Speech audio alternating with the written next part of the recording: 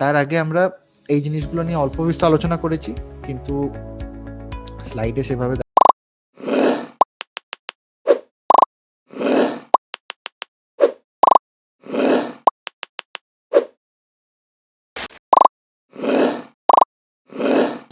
আমি লাগিয়েছি কিভাবে ক্যালকুলেশন করা হয়।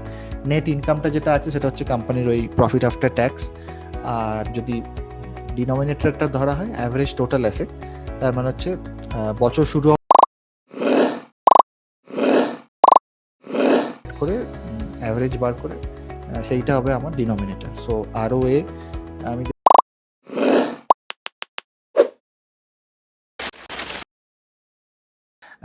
তার আগে আমরা এই জিনিসগুলো নিয়ে অল্প বিস্তর আলোচনা করেছি, কিন্তু স্লাইডে সেভাবে দেখানো হয়নি, তো আমি জাস্ট দেখিয়ে দিতে চাই। রিটার্ন অন অ্যাসেটের কি formula, net income divided by average total asset, এটা হচ্ছে রিটার্ন অন অ্যাসেটের ফর্মুলা। পাশে একটা এক্সেলের ক্যালকুলেশনও দেওয়া রয়েছে, স্ক্রিনশট আমি লাগিয়েছি কিভাবে ক্যালকুলেশন করা হয়। নেট ইনকামটা যেটা আছে সেটা হচ্ছে কোম্পানির ওই প্রফিট আফটার ট্যাক্স, আর যদি ডিনোমিনেটরটা ধরা হয় অ্যাভারেজ টোটাল অ্যাসেট, তার মানে হচ্ছে বছর শুরু হওয়ার আগে আমার কাছে কত অ্যাসেট ছিল আর বছর শেষে কত অ্যাসেট আছে, দুটোর অ্যাড করে অ্যাভারেজ বার করে সেইটা হবে আমার ডিনোমিনেটর। সো আরও আমি দেখব কত আছে। সো এখানে আমরা দেখতে পাচ্ছি একটা কোম্পানি 10% আরওএ আর একটা কোম্পানি 66.7% আরওএ। 66.7% আরওএ মানে সেই কোম্পানিটার ব্যালেন্স শিটের তুলনায় তার আর্নিংস অনেক বেশি হচ্ছে, তার নেট ইনকাম অনেকটাই বেশি সেই ব্যালেন্স শিটের তুলনায়। সো এটা হচ্ছে সেটা।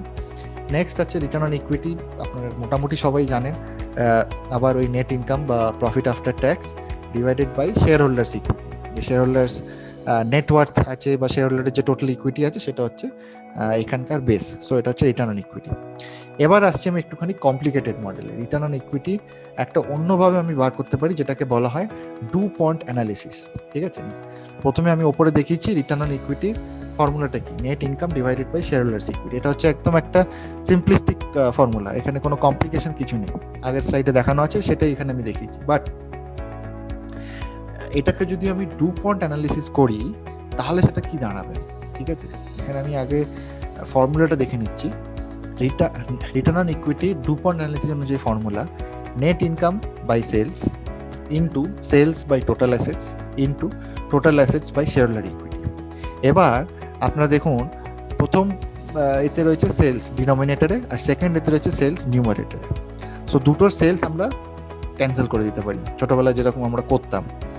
সিমিলারলি সেকেন্ডের যে টোটাল অ্যাসেট ডিনোমিনেটরে রয়েছে, থার্ডের টোটাল অ্যাসেটটা নিউমারেটরে রয়েছে, সো দুটো কেটে যেতে পারে। আলটিমেটলি কি দাঁড়াবে? Net income divided by share holder equity. Net income যেটা প্রথম কলামে রয়েছে তার সাথে থার্ড কলামে শেয়ার হোল্ডার ইকুইটি রয়েছে সেটা দাঁড়াবে। ঠিক আছে, আলটিমেটলি ফর্মুলাটা সেম আসবে। তাহলে আমি কেন এরকম তিনটে ভাগ করছি? এইটাই হচ্ছে একটা কোম্পানির মেন, আমাকে যদি অ্যানালিসিস করতে হয়, ঠিক আছে, আমরা অনেক রেশিও অনেক মাল্টিপল দেখলাম, মেন একটা কোম্পানি এটাই, মানে এইটাই আজকে আমাদের লাস্ট পয়েন্ট অফ ডিসকাশন থাকবে। এরপর আমরা নেক্সট ক্লাসে মডেলে ঢুকে যাব। আমি চাই এই যে ডু পয়েন্ট অ্যানালিসিসটা আছে এইটার ওপর আপনারা বেশি সময় দেবেন। আমিও আজকে কিছুক্ষণ সময় দেবো এটা আপনাদের বোঝানোর জন্য।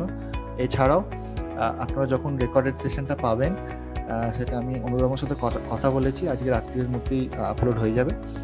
এই স্লাইডগুলো বা অন্য স্লাইডগুলো দেখুন, অন্য স্লাইডগুলো হয়তো আপনারা অনেকেই বুঝতে পারবেন না, চেষ্টা করবেন বোঝার। যদি না বুঝতে পারেন তাতেও খুব একটা অসুবিধা নেই, বাট এই স্লাইডটা থেকে যে বাকি স্লাইডগুলো রয়েছে এগুলো খুব ইম্পর্টেন্ট, মাথায় রাখবেন, ভালোভাবে এটা বুঝতে হবে। ডু পয়েন্ট অ্যানালিসিস হচ্ছে একটা কোম্পানি ফান্ডামেন্টাল অ্যানালিসিস করার মেন রেশিও। আরওই প্রথম থেকে আমি বলছি খুব ইম্পর্টেন্ট, কিন্তু আরওই broken down into do point analysis এটা হচ্ছে খুব ইম্পর্টেন্ট। সো প্রথম যে রেশিওটা রয়েছে নেট ইনকাম বাই সেলস, এটা হচ্ছে একদম সিম্পল নেট প্রফিট মার্জিন, যেটা আমরা এই স্লাইডটা করলাম। যে নিচে যে নেট প্রফিটটা আপনারা দেখতে পাচ্ছেন 31%, 24%, 23%, এটা হচ্ছে নেট প্রফিট মার্জিন, ওটা হচ্ছে প্রথম রেশিওটা। এটা কিভাবে বার করছে?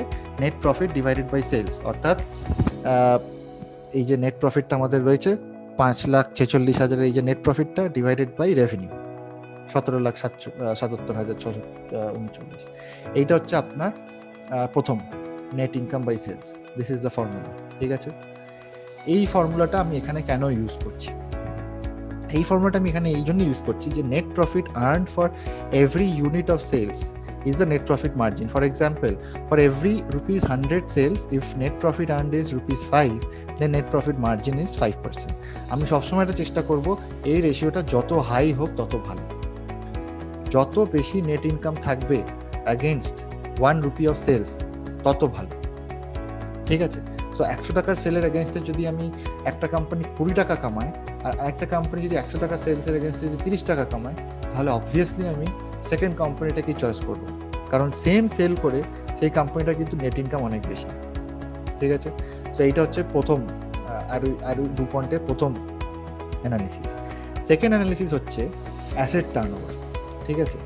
এই যে সেলসটা সে জেনারেট করলো, ঠিক আছে, এই সেলসটা জেনারেট করার জন্য সে কত অ্যাসেট নিচ্ছে, ঠিক আছে? জেনারেলি সেলস আমরা কিভাবে জেনারেট করি? সেলস জেনারেট করার জন্য আমাকে একটা প্ল্যান্ট লাগাতে হবে, মেশিনারি লাগাতে হবে, ঠিক আছে, বা কোনো আমি মানে বেসিক্যালি অ্যাসেট ক্রিয়েট করব। সো 100 ইউনিট সেল করার জন্য আমাকে কত অ্যাসেট ক্রিয়েট করতে হচ্ছে? যদি 100 ইউনিট ক্রিয়েট করার জন্য যদি আমি 1000-এর অ্যাসেট লাগে আমার, ঠিক আছে, আর যদি 100 ইউনিট সেলের জন্য আমার যদি 10,000 অ্যাসেট লাগে, দুটো কোম্পানির মধ্যে কিন্তু তাহলে অনেক ফারাক রয়েছে।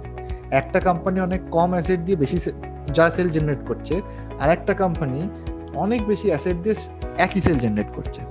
সো এই দুটোর মধ্যে কিন্তু আবার ফারাক। সো অ্যাসেট টার্নওভার আমাকে এটা বলছে যে পার ইউনিট অফ অ্যাসেট আমি কত সেল জেনারেট করছি, সেটা আমি ঠিক এই যে রিটার্ন অন অ্যাসেট রয়েছে, এই রিটার্ন অন অ্যাসেটের মোটামুটি একই ব্যাপার, যে একটা কোম্পানি 10% রিটার্ন অন অ্যাসেট, একটা কোম্পানি 66.7% রিটার্ন অন অ্যাসেট, ঠিক আছে? সো এটা হচ্ছে কিন্তু, যদি এটা হচ্ছে রিটার্ন, এখানে কিন্তু সেলের জিনিসটা নেই। আমরা ডুপন্টে যেটা দেখছি সেটা হচ্ছে সেলের, যে সেম ইউনিট অফ অ্যাসেট দিয়ে আপনি কত সেল জেনারেট করছেন, এবং এটাকে বলা হচ্ছে অ্যাসেট টার্নওভার। সো আমি সবসময় এটা চাইবো যে এই রেশিওটা যত বেশি হোক তত ভালো। 1000-এর অ্যাসেট দিয়ে একজন 100 যদি করতে পারে, আর 1000-এর অ্যাসেট দিয়ে যদি একজন 10 করতে পারে, 10 সেল জেনারেট করতে পারে, তাহলে আমি ফার্স্ট কোম্পানিটা সিলেক্ট করবো যে সেম অ্যাসেট দিয়ে বেশি সেল জেনারেট করছে, ঠিক আছে? সবসময় সেটা। যদি আপনি এই দুটোকেই খালি রাখেন, এই ফাইন্যান্সিয়াল লিভারেজটা ভুলে যান, যদি শুধুমাত্র এই দুটো ধরে রাখেন, তাহলে আপনি খেয়াল করে দেখবেন আপনার রিটার্ন অন অ্যাসেট আসছে কিন্তু, ঠিক আছে? এটা যদি শুধু এইটুকু থাকেন তাহলে রিটার্ন অন অ্যাসেট, কারণ সেলস কেটে যাচ্ছে, ওপরে থাকছে রিটার্ন, তলায় থাকছে টোটাল অ্যাসেট। সো এটা হচ্ছে রিটার্ন অন অ্যাসেট। এই যে এখানে রিটার্ন অন অ্যাসেটের যে ফর্মুলা, অ্যাভারেজ টোটাল অ্যাসেট, আর ওপর হচ্ছে নেট ইনকাম। দেখুন same, net income by total asset, total asset বা অ্যাভারেজ অ্যাসেট যাই হোক না কেন। সো শুধু যদি এই দুটো ধরেন, এটা হচ্ছে আপনার আরওএ, ঠিক আছে? এবার যখন আমি থার্ড অ্যাঙ্গেলটা আনছি, সেটা চলে আসছে তখন আরওই। তা এটা কি অর্থাৎ, এটার কি মানে? এই যে টোটাল অ্যাসেটটা আপনি রয়েছে, এই অ্যাসেটটা আপনি কত ইকুইটি দিয়ে কিনছেন, মানে এই অ্যাসেটটাকে অ্যাকোয়ার করার জন্য, ধরুন 1000-এর অ্যাসেট আপনি অ্যাকোয়ার করছেন, তার জন্য আপনি কতটা শেয়ার হোল্ডার ইকুইটি রেজ করছেন। একটা কোম্পানি যদি 1000-এর অ্যাসেট ক্রিয়েট করার জন্য 10 খালি শেয়ার হোল্ডার ইকুইটি রেজ করে, আর একটা কোম্পানি যদি 1000-এর অ্যাসেট রেজ করার জন্য 1000 শেয়ার হোল্ডার ইকুইটি রেজ করে, দুটোর মধ্যে কিন্তু ফারাক রয়েছে, ঠিক আছে? সবসময় আমাদের এটা মাথায় রাখতে হবে যে একটা কোম্পানি কম ইকুইটি দিয়ে কত বেশি অ্যাসেট জেনারেট করতে পারবে। সো আগেন এই রেশিওটা যদি আমি দেখি, ফাইন্যান্সিয়াল লিভারেজ, এটাও যতটা বেশি হবে তত ভালো, অর্থাৎ lower equity with a high base would mean the company is undertaking more leverage or debt to build asset। মানে যদি সেই কোম্পানি ধরুন 1000-এর অ্যাসেট ক্রিয়েট করতে চায়, এবার 1000-এর যে অ্যাসেট ক্রিয়েট করবে তার জন্য সে ইকুইটি রেজ করেছে খালি 10, তাহলে বাকি 990 করতে আসছে, সে ডেট রেজ করছে সে কোম্পানি। সো সেটা কি ভালো কি সেটা খারাপ? আর একটা কোম্পানি 1000-এর অ্যাসেট ক্রিয়েট করার জন্য 1000 পুরো ইকুইটি থেকে নিচ্ছে, কোনো ডেট রেজ করছে না, সেটা কি ভালো নাকি সেটা খারাপ? সেটার অ্যানালিসিস আমি আসছি নেক্সট স্লাইডে। বাট আরওই পুরো এটা হচ্ছে গল্পটা হচ্ছে, আমরা এরকম ভাবে যদি ভাগ করি তাহলে আমরা তিনটে জিনিস পাচ্ছি। পার ইউনিট অফ সেল কত ইনকাম জেনারেট করছে কোম্পানি,